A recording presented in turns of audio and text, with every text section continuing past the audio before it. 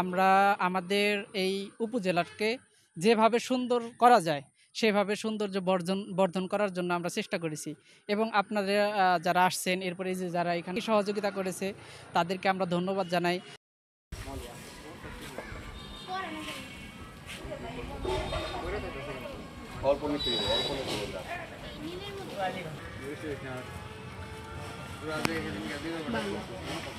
আমাদের এই দেয়ালগুলোকে রং করছি আমরা পর্যায়ক্রমে ঘিওর এবং মানিকগঞ্জের সকল জায়গায় আমরা এই দেয়ালে কারুকাজ করব এবং আমাদের বাংলাদেশ সুন্দর করার লক্ষ্যে এই দেয়ালের কারুকাজটা। ঠিক আছে, রাস্তা